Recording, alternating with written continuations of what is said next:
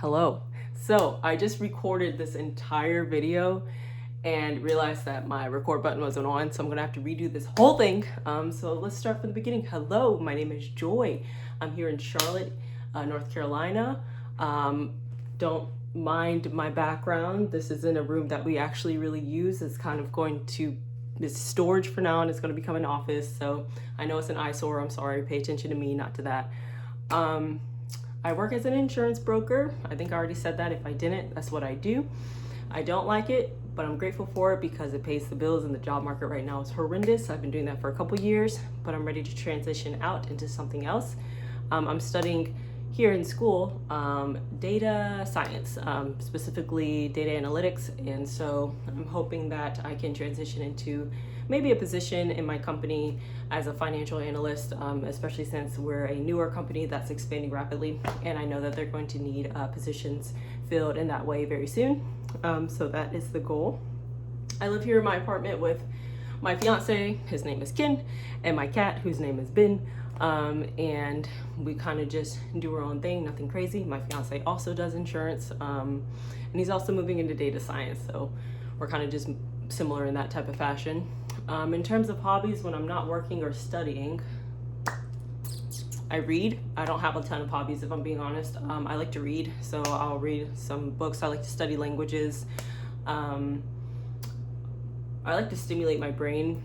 I don't want to say I get bored easily, because that's not true, but I can't, like the really quick dopamine hit that people get from like social media doesn't do anything for me. I need like a slow burn, so I'll read a nonfiction book, or I'll watch a documentary, or I'll do a puzzle, or I'll do something that's like really deeply, intensely stimulating. If you have any ideas of something that you think would be cool, if you think in the same way that I do and you prefer the slow burn type of activities, let me know, because I kind of am running out of ideas. You can only do so many puzzles before you get bored.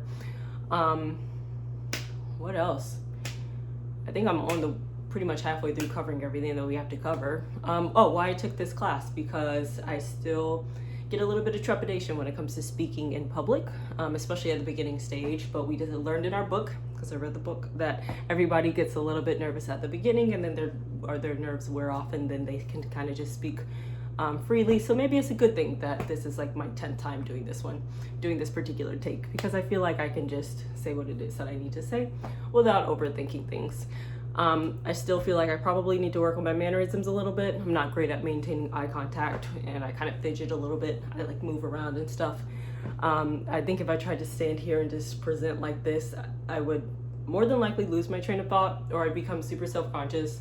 I'm not even going to try it. I was going to try it for practice, but I'm not even going to try it. I'm just going to be me, and I'm sure that as this course goes on, I'll learn some better skills in terms of presenting in a more professional manner, or what have you. But for today, I'm just getting this assignment done.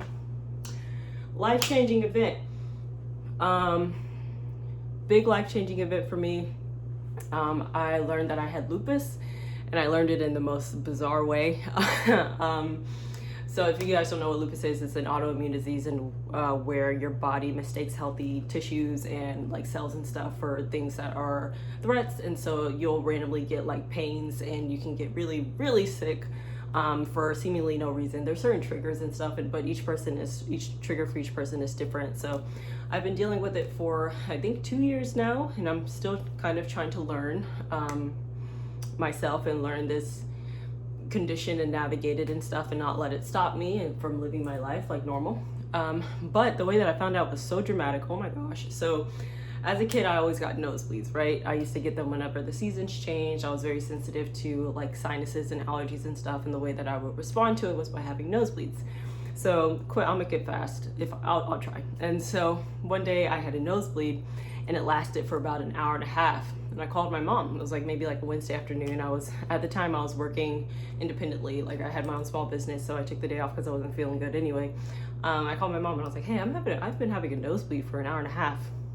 And she said, what? That's a long time. And I was like, yeah. She was like, is it like a slow nosebleed? I was like, no, it's been pretty fast, consistent. Like I've gone through like a roll and a half of toilet paper. And she was like, okay, that's not normal. She's like, you need to go to the doctor. And I was like, no, I'm not going to the doctor. All I can think about is the hospital bill. And I was like, I'm not going to the doctor. I'm good. So decided not to go to the doctor. waited it out. My mom calls me like an hour later and she's like, hey, hi, so how that nosebleed, how did that end up going? And I was like, oh, it's still happening. She's like, what? It's been 2.5 hours. She's like, go to the doctor. I was like, I don't need to go to the doctor. She ends up calling my sister, who's calling and screaming at me. She's like, go to the doctors. It's been 3 hours at this point. My nose is just nonstop bleeding. So I go to the doctor and or go to the ER. I live across the street from the ER, thankfully, actually. Went to the ER. They asked me why I'm here, and I said a nosebleed. I'm telling you, every single medical professional in that room looked at me like this. Like a nosebleed. Look at it. Get a load of this girl. Was definitely like the attitude that they had. Like, okay, a nosebleed, sure. We have so many other things to do. So they give me just like an ice pack on my head, tell me to put my head up, like that type of thing. After about 30 minutes of realizing that my nose isn't stopping, they're like, maybe we should try to give her some medicine or something. Again, they're not taking me very seriously. What they don't know is that my nose has been bleeding at this point for like 4.5 hours. And I don't mean like drip, like it's been gushing for 4.5 hours. Something happened where like my body hit critical levels of not having enough blood. I start like hyperventilating and like blacking out. I start passing out. I wake up and I'm like screaming out. I'm like, help me, because I'm like realizing that I'm dying. I'm literally bleeding out.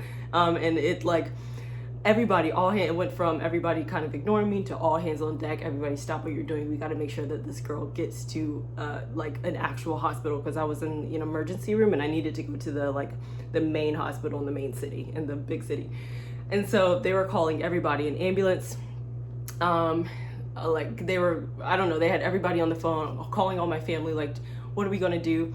I almost got airlifted out. That was almost cool. But the ambulance arrived. They said if the ambulance took any longer, I was gonna have to get airlifted out of there to go to the main hospital in uptown in the main city, Charlotte. And but I narrowly escaped that, thank God, because imagine that bill. But I ended up, going to the hospital, getting treated, had to get a transfusion and a bunch of stuff, stayed there for about 2 weeks. But on one of my last days at the hospital, one of my nurses was looking at my charts and she was like, you said this started off from a nosebleed? And I was like, yeah. And she was like, were you that girl from the ER with the nosebleed? And I was just like, what? And she was like, there was some story going around about some girl who almost died from a nosebleed. They almost had to airlift her out of here from her nose just wouldn't stop bleeding. I didn't think it was a real story. Were you really that girl? And I was just like, guess so. So according to the nurses, that was like a legendary like case, because I guess they would have maybe experienced for the first time one of their patients dying because of a nosebleed, hypothetically. Glad it didn't happen. But anyway, I guess that was my life-changing event, because a near-death experience and now having a chronic illness that I have to navigate every single day. It's very challenging. But on the bright side, the outlook is that I am so much more myself. I just allow myself to just live life, be myself. I still have obligations like everybody else, and responsibilities, and I'm going to fulfill them. However, I'm gonna just be me at the end of the day. You know what I mean? I'm not gonna waste any more time. God gave me a limited amount of time here, and every minute that I have is precious, and I'm going to use every single minute he gives me, and I'm going to use all the gifts that he's given me, and I'm going to honor him with the best of myself. So that's what I learned from that situation, and I hope that public speaking will help me to fulfill that by showing me how to communicate better with others, and to get my thoughts across. But I think that's all. I'm running out of things to say, so that's it. Bye.